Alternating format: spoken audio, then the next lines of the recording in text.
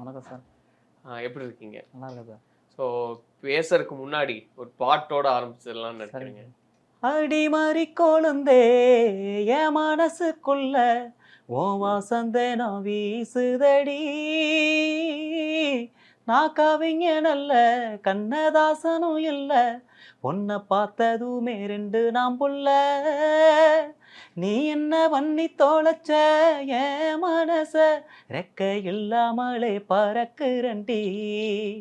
நான் சுத்தி விட்ட வம்பரமா மயங்கி நின்னு தலை சுத்தி இப்போ கிடக்குறண்டி.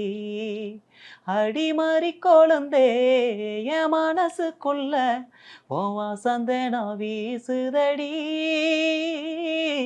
நான் கவிஞன் அல்ல, கண்ணதாசனும் இல்ல, உன்னை பார்த்ததுமே ரெண்டு நாம் புள்ள.